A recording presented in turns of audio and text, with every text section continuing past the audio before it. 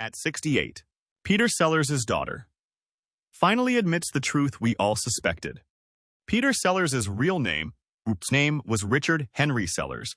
He was born into a theatrical family on September 8, 1925. His parents, Bill and Agnes, known as Peg, were performers, deeply entrenched in the world of variety shows and music hall. It was a life of transient stages, applause, and constant movement. From the outset, Peter's life was steeped in performance. His relationship with his mother was famously intense and formative in ways that were not always healthy. Peg was a fiercely ambitious stage mother, utterly devoted to Peter, her only child after the tragic loss of an older brother at birth. She steered him towards entertainment from a young age, showering him with attention and praise, but also instilling in him a profound need to please her and a deep-seated insecurity when faced with disapproval. This enmeshment, this constant pressure to perform and seek external validation, became a defining, and later, problematic, characteristic. His early life was spent touring with his parents, absorbing the theatrical world, learning its rhythms and its demands, but perhaps missing out on a stable, conventional emotional grounding. His education was patchy, reflecting his parents' touring lifestyle. He found solace and a means of connection through performance, entertaining fellow students, and later, fellow servicemen during his time in the Royal Air Force in World War II. It was during these years that his remarkable ability to mimic voices and personalities truly blossomed. He could become anyone, adopt any accent, disappearing into characters with an uncanny ease. While a valuable professional skill, this ability to shed his own identity would later become a source of significant personal turmoil. The question, who is the real Peter Sellers, was one that haunted him throughout his life, and perhaps contributed significantly to the difficulties faced by those who tried to get close to him. The stage was being set, not just for a brilliant career, but for a life marked by a profound internal struggle. Peter Sellers' rise to fame was not instant, nor was it conventional.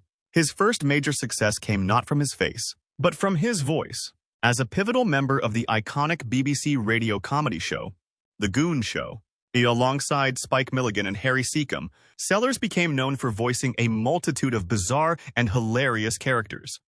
The show was groundbreakingly surreal and influenced generations of comedians. Here, his vocal dexterity and improvisational skills were on full display, proving his unique talent for character creation. The Goon Show years were exhilarating, creative, and established him as a major comedic force in Britain.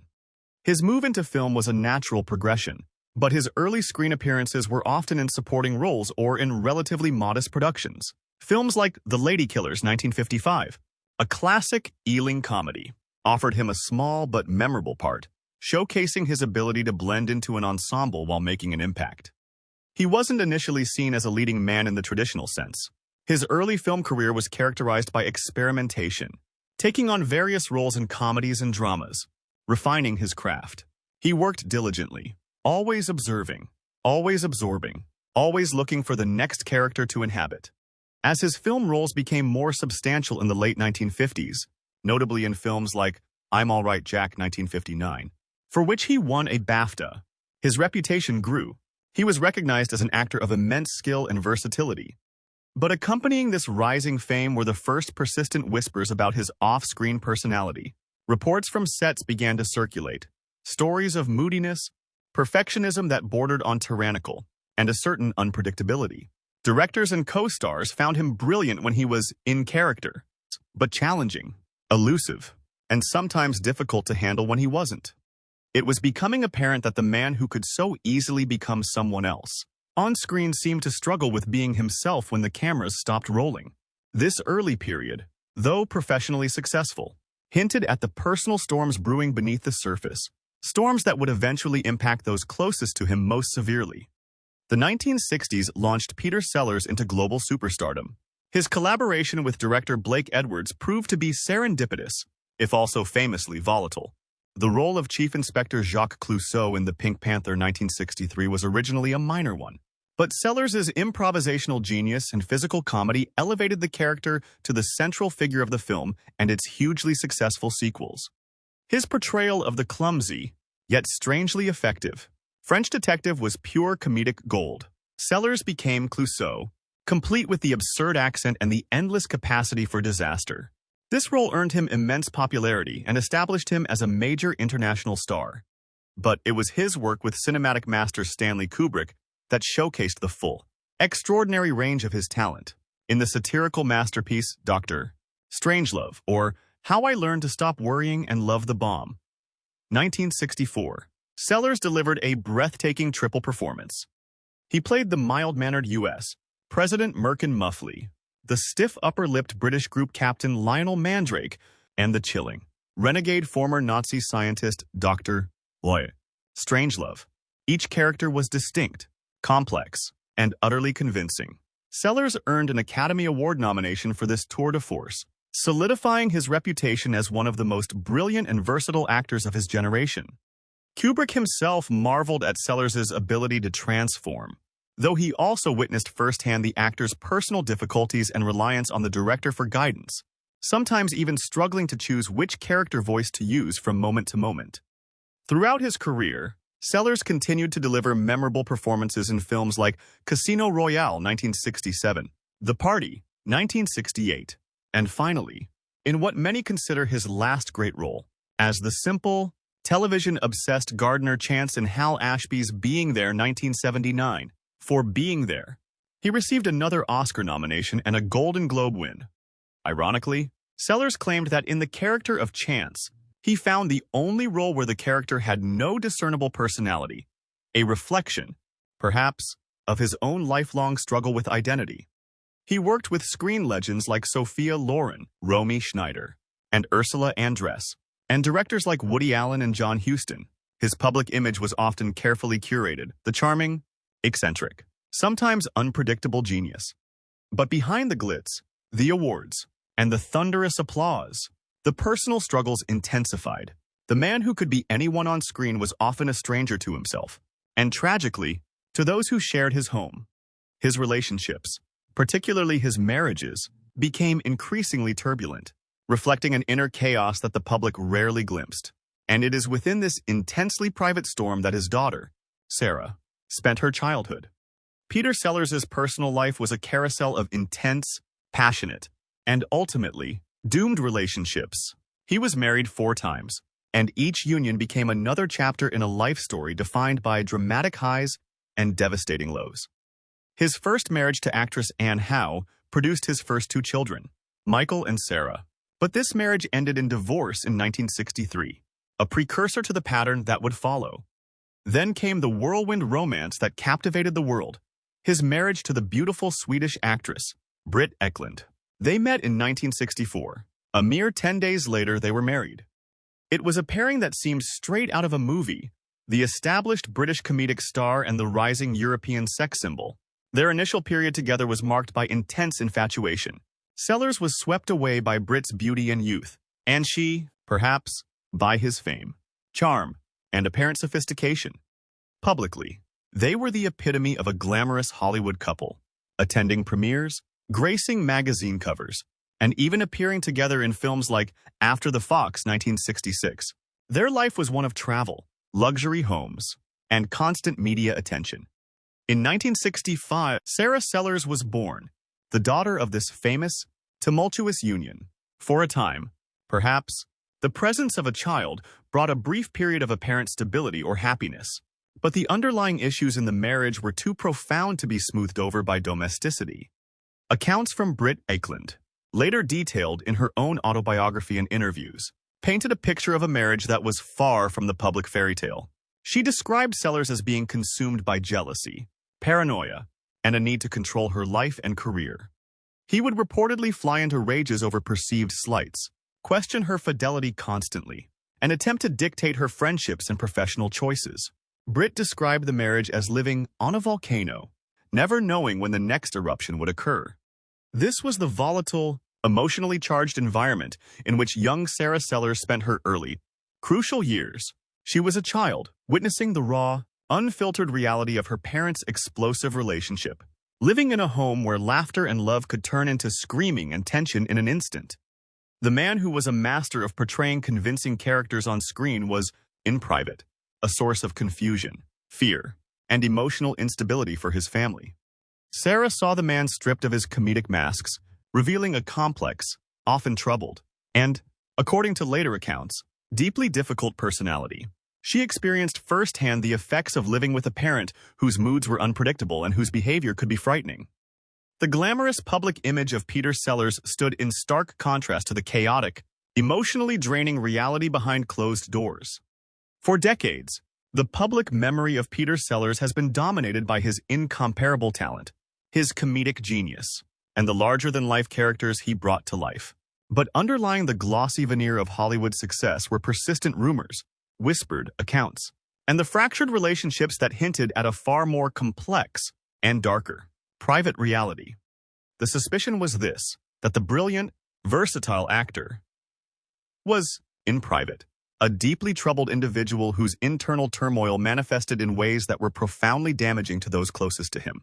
That he was not just difficult or moody, but emotionally volatile, controlling, and capable of a chilling detachment. Life with Peter Sellers was a constant state of uncertainty. He could be charming, even affectionate, one moment, only to erupt into a furious, terrifying rage the next, often over something trivial or imagined. This wasn't simply having a bad day. This was a fundamental lack of emotional regulation that created a climate of fear. Britt Eklund, Sarah's mother, famously recounted incidents of his explosive temper, describing him as manic and prone to terrible rages. This kind of environment is deeply damaging to a child's sense of safety and security. Peter Sellers' need to control those around him is well documented, particularly in his relationships with women. Britt Eklund spoke extensively about his intense jealousy and attempts to dictate who she could see, speak to, and work with. It wasn't just about authority. It was about emotional control, a subtle or sometimes overt manipulation of feelings to get his way or to alleviate his own insecurities. This could involve emotional blackmail, guilt trips, or creating situations designed to test loyalty. Living under such a regime teaches a child to suppress their own feelings, to constantly monitor the parent's mood, and to feel responsible for their emotional state. Sarah confirms that this oppressive atmosphere of emotional control was a defining feature of her relationship with her father, hindering her ability to develop her own sense of self away from his influence. Peter Sellers was a master of inhabiting characters, but many who knew him well felt he was lost without one, that he struggled with a core identity. This internal void translated into a heartbreaking inability to connect authentically with his children. Sarah confirms that despite his fame and occasional gestures, she often felt she didn't truly know him, that he was emotionally unavailable, wrapped up in his own complex world, or simply absent. He could be charming in bursts, but the consistent, reliable presence of a loving father was, according to Sarah's admissions, largely absent. Biographers have explored his own admitted feeling of having no personality outside his roles. For his children, this wasn't a theoretical concept. It was the lived experience of having a father who was brilliant on screen but seemingly empty or detached at home. The most concrete, and perhaps most devastating, piece of evidence that publicly underpinned these suspicions about his emotional state towards his children came after his death. Peter Sellers died suddenly on July 24, 1980, from a heart attack, at the height of renewed success with Being There. The world mourned the loss of a comedic genius, but for his children, including Sarah, his death brought a final, crushing blow in the form of his last will and testament. Sellers, a multimillionaire at the time of his death, left the vast majority of his substantial fortune to his fourth wife, Lynn Frederick. He had married her just 3 years prior, and their marriage was widely reported as tumultuous and short-lived. To his 3 children from previous marriages, Michael, Sarah, and Victoria, he left a paltry sum, just £1,000 each, a man of immense wealth, leaving his children a pittance while showering his final wife with millions. For Michael, Sarah, and Victoria, this wasn't just a financial insult. It was a profound, public act of emotional rejection. It was the clearest possible statement of his apparent detachment and, perhaps, lingering resentment towards them. This act, more than any other, fueled the suspicions that Peter Sellers harbored deep-seated issues regarding his role as a father and his feelings towards his children. It seemed to confirm the emotional distance they had felt throughout their lives. Sarah, along with her siblings, felt compelled to act. They launched a highly public and emotionally draining legal challenge against the will, arguing that their father was not of sound mind when he made it. potentially influenced by his final wife. While their challenge was ultimately unsuccessful in significantly altering the will's distribution, leaving the majority to Lynn Frederick. And later, after her death, to her mother, the lawsuit served a vital purpose. It brought the hidden, painful reality of their relationship with their father into the unforgiving light of the public sphere. Sarah's willingness to endure the scrutiny and emotional distress of this legal battle was an early, powerful, albeit indirect, statement about the nature of her father and the deep wounds he had inflicted. She was not just fighting for money, she was fighting for recognition of the emotional neglect and apparent rejection they had suffered. Her fight highlighted the deep rift between the public perception of the lovable genius and the private reality of the seemingly cold, detached parent.